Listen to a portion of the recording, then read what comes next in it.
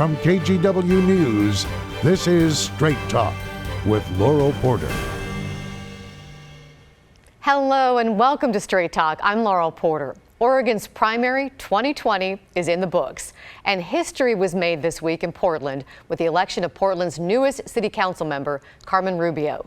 Rubio will be the first Latinx member of the council. There were 7 candidates in her race to replace Commissioner Amanda Fritz, who did not run for re-election. And Rubio won with 67% of the vote, avoiding a runoff. We'll talk to Rubio in just a moment.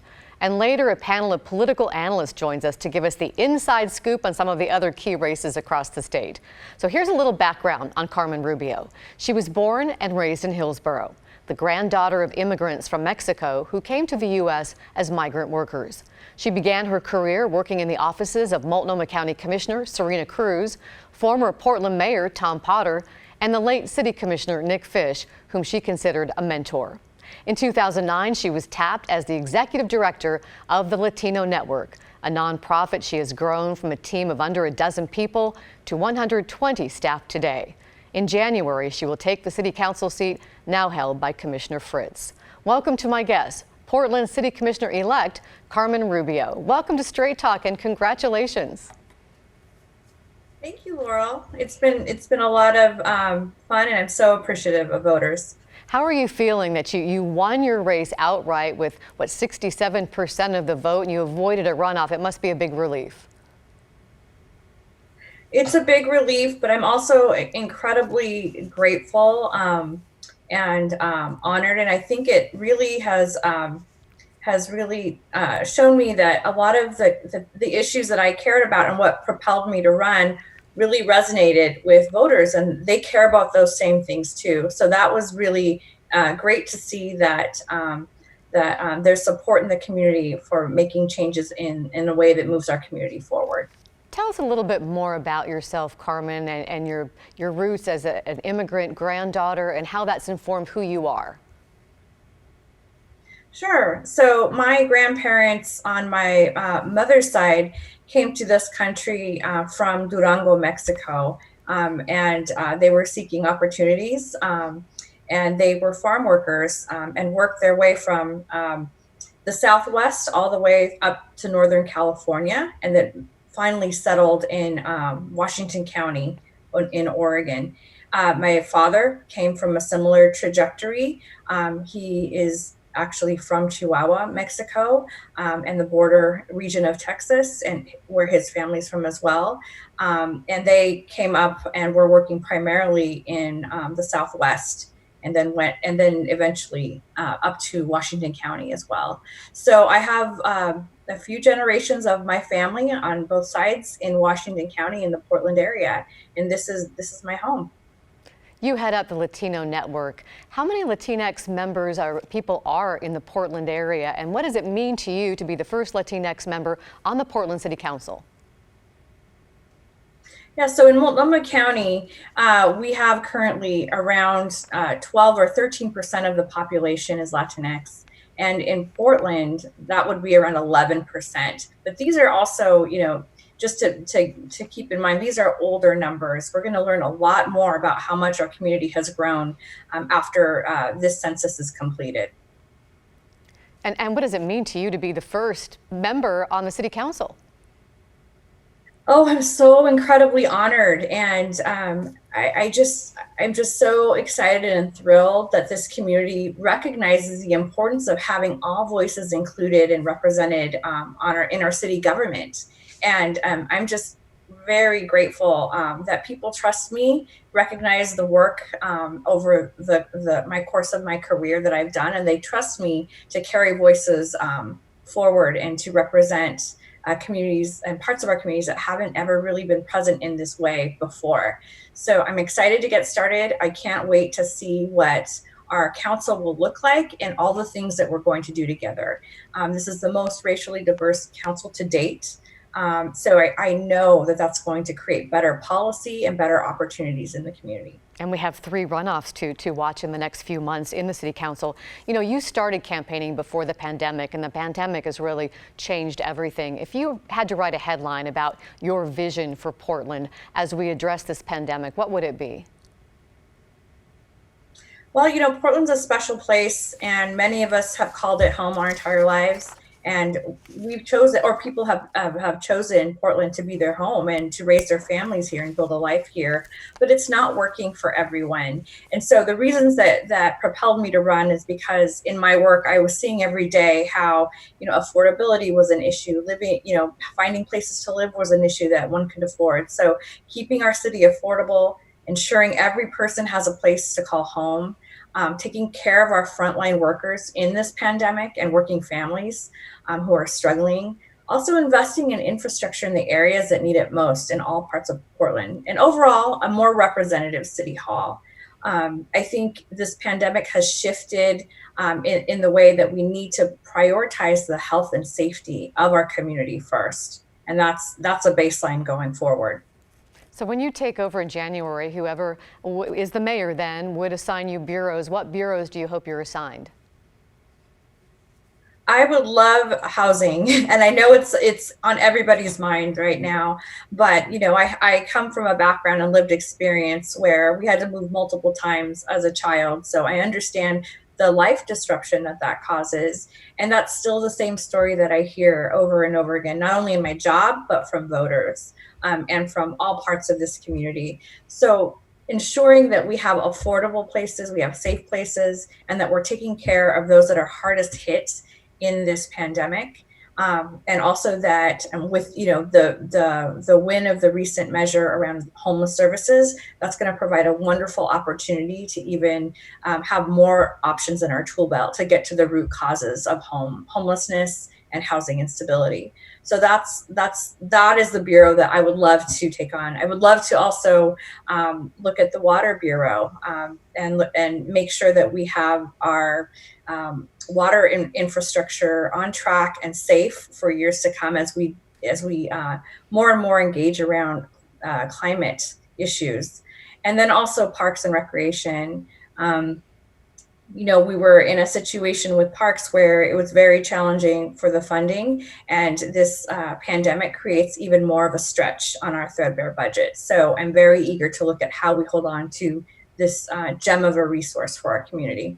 And I think it's so fascinating because I remember Nick Fish at one time headed each of those bureaus, so I think he would be proud. We'll talk more about Nick Fish in a moment, but you were the first in your race to advocate strongly for changing the form of city government in Portland to one with a city manager, more commissioners, ones that are elected by district rather than at large. During the pandemic, is that still a high priority for you?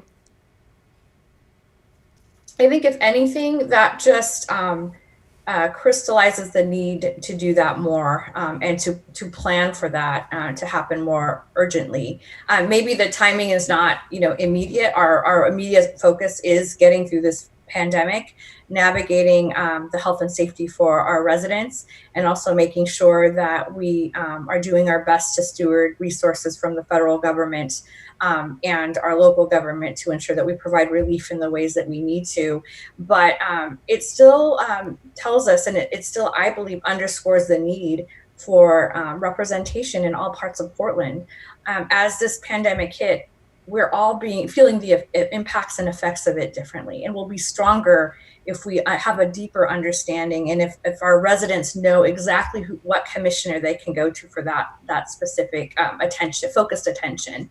And then more and more, we're going to have to be creative in how we leverage and align around a common vision in this response. And that will be so much better and work so much more efficiently if we did have a city manager to help us steward that big effort. You worked for the late Nick Fish in his first year as commissioner. He was a mentor to you. He even inspired you to run for this race. What does it mean to you in light of that, winning this race? What are you thinking about when it comes to Nick Fish?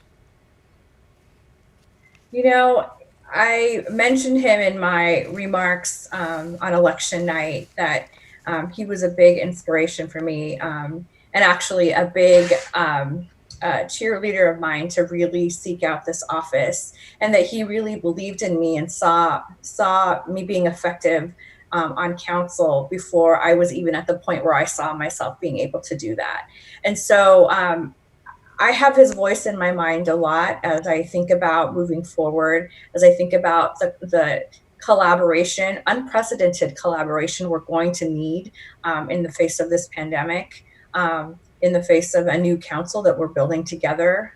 So I want to make him proud. And I think what he really valued was collaboration, the ability to listen to all sides, the ability to meet with everyone and be responsive and treat people with dignity and respect. And those are things I am absolutely going to take forward going into my first year. So you see your role also as a consensus builder as you move into this new council, because there'll be some new faces.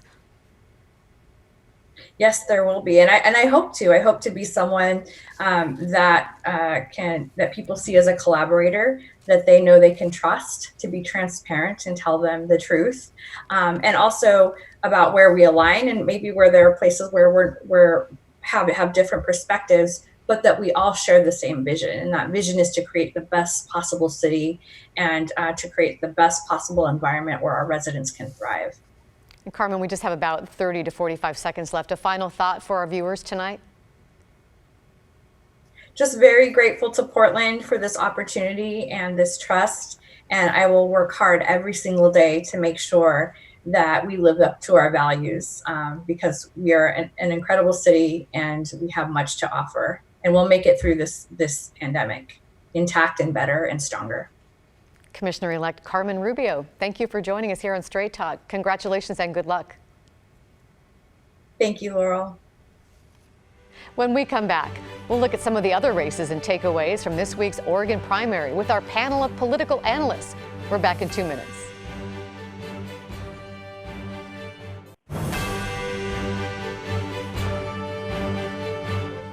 And welcome back to Straight Talk. I'm Laural Porter. Joining me now, our panel of political analysts from election night. They're back to share their thoughts on the election results. From the right, Republican strategist Rebecca Tweed is here. She ran Newt Bueller's campaign when he ran for governor in 2018. From the left, Nikenge Harmon Johnson is the CEO of the Urban League of Portland. She joins us on the telephone from rural Salem. And also joining us, KGW political analyst Len Bergstein. Welcome, everyone. It's great to have you back with us today. We're going to talk about, great to be here.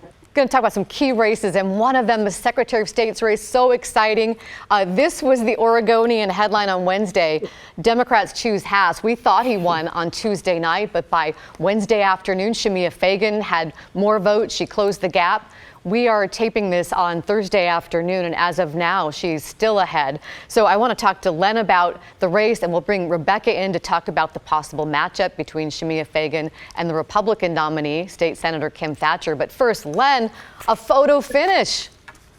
Yeah, those front pages will become historical artifacts in a little bit. So we had a very, very competitive race, as you said, and as we talked about the other night, in the Democratic primary. Three very blue chip candidates locked in a tough battle. It looked like Mark Haas pulled out, but a victory by the strength of his early campaign prowess. But towards the end of the race, we saw Shemia Fagan's campaign powered by the public employee unions, money organization, and her message seeming to catch him at the tape. And now we're watching while this really kind of becomes not just a competitive race, but a soap opera here, as we're kind of watching the votes trickle in and be counted. And literally, as we're talking about this in the afternoon, the difference is about 1,900 votes. It really shows that every vote does count. Rebecca Tweed, let's talk about the possible matchup between Fagan, if she holds on to this, and State Senator Kim Thatcher, both state senators. What's it going to take for Thatcher to win? Fagan's being backed by the public employee unions. I know that the Republicans would dearly like to hold on to the seat that Dennis Richardson had until his death, replaced by Bev Klarna, who was appointed by the governor. What's it going to take? Well, I actually think, Senator Thatcher is a perfect candidate to be the Secretary of State on the Republican ticket. She's a solid, thoughtful leader. She has a strong record to point to of successes. And regardless of the outcome on the Democratic nominee side, Senator Thatcher's message will need to be the same. That we need to have credibility, that we need to be solutions-based, we need to have transparency. I believe all of the candidates that between Senator Haas or Senator Fagan or Senator Thatcher this primary election and how close it is will actually be part of the messaging as well. A way to talk about why it's so extremely important that we have a strong voting system, that we have a way to track ballots, that, this is why the Secretary of State's race matters. And so I think from the Democratic nominee side, that needs to be something they really focus on. Senator Thatcher is, going 200 miles an hour to convince voters in a partisan environment that this is not a partisan seat, even though they actually will vote for the Republican or for the Democrat. That'll have to be a key part of her messaging to get a majority of Oregonians to support her against a Democrat in 2020. Let's bring in Nikenge Harmon-Johnson to talk about some of the other candidates, women candidates, people of color, younger candidates. You were watching them on election night. What's your takeaway? How did they do in this primary? This has been a good primary for younger candidates. It's been a good primary for people of color, and it's been a good primary in election season for women. In the Portland area, we saw Con Pham in Southeast Portland. She was able to beat someone who was formerly elected to the county chair in Multnomah County, someone who used to be quite popular. She was successful there and is likely to be the winner in November. We've seen Winsy Campos, who is out of Aloha in the Beaverton area. She was able to win her primary there against a well-financed opponent. She'll be joining, she's likely to be joining Representative Janelle Bynum, who is in East Portland and Happy Valley, along with Tana Sanchez, who's the first Indigenous woman elected to our state house a couple of years ago out of North Portland. Further south, Laurel, there's Teresa Alonzo Leon, who was previously elected to represent her constituents in Woodburn. She'll be returning to the state house. She may, in fact, be joined by Jacqueline Leong. She's a Salem City Councilwoman who I mentioned on Tuesday night. She was successful in her primary in House District 19, and she's trying to flip that seat from long-held Republican seat to Democratic seat. But her opponent in that race for House District 19, the appointee, is also a working woman. So either way, that district will be represented by a woman, and that's pretty exciting. I think outside of the state legislative races, we also saw people of color doing well in their primaries. For example, out in Washington County, Nafisa Faye, she would be the first black woman, the first refugee to be sitting on the Washington County Commission, and she is in the runoff for that seat. So she had a very good night on Tuesday. And if you look at the city of Portland, the city council race, and I think you're going to talk about that a little bit more, Laurel, but I mean, look at Loretta Smith. She was the highest vote getter for the seat to replace Commissioner Nick Fish. She's a popular politician, and while she didn't get a lot of support from some of the usual suspects who may have supported her in the past, I think that she showed that she's a force to be reckoned with, and the one to beat in that race. Let me jump in here, Nikenge, because I want to bring Len in here to talk about the city council race. The city council could look very different in Portland. 3 runoffs. Exactly. I think we started off the evening thinking that the mayor was going to hold on to the seat, but that's now looks like it's a jump ball with Ted and Sarah going at it. The other runoffs, we saw in your earlier segment why Carmen Rubio was such a distinguished candidate and why she'll be such a force, I think, for good on the council. But the other 2 seats have got runoffs, and they really are not necessarily the people who thought. People thought clearly Loretta came in with a name familiarity, but the fact that Dan Ryan was the one who kind of wound up being coming in that race was good. And then in the other seat where where Chloe Udaly was defending her own seat, she's now not up against Sam Adams, but against Mingus Mapp. So it'll be a really something for everybody kind of general election for city council. The results we talked about could be that it's an all-woman city council. That would be one possibility in terms of that. It could be 4 people of color, or it could be 3 women of color that could be elected to the race. So the city council race is going to draw attention for a whole bunch of reasons. Let's shift gears to the 2nd Congressional District and talk to Rebecca Tweed about that. Longtime Oregon lawmaker Cliff Bentz upset Newt Buehler in the 2nd District to replace Congressman Greg Walden, who is retiring after 22 years. What are your thoughts, Rebecca, about Bentz's victory and how important this district is to the GOP? Sure. Well, I think his victory, now that we've seen it, is being celebrated by all voters in Congressional District 2 and across the state of Oregon. There's a true conservative representing that area. All of the opponents in the primary have come out and endorsed Cliff Bentz for this, Congressman-elect Bentz for the position, and to really rally folks around. And I think it's actually a very exciting seat. Even Oregonians and Republicans that are not in Congressional District 2 are excited that there will be a strong conservative to hold what Congressman Walden has set forth. I think the voter turnout because of that will carry into the general election for some of these other statewide seats like Secretary of State, like Treasurer. So those two other seats should be looking at building relationships with Congressman-elect Bentz and the others that have been involved in that campaign over this time. But I do think it's brought some energy back to the GOP that needed it, that knows that we're heading into a tough cycle for Republicans, and that seat should be a safe win for us at a national, federal level. But the implications around the state, I think, will say, hey, this is doable. It is possible to elect folks that represent our values in the state if you run the right campaign and you build the right relationships. And I think that's what Cliff Bentz did in his campaign. I think that's reflected by the endorsements he's received from the other opponents. That doesn't always happen, and it doesn't happen as quickly. So if I were Secretary of State candidate Thatcher or Jeff Goodman running for treasurer, looking at what they did to engage those voters would be key to winning in the general in November.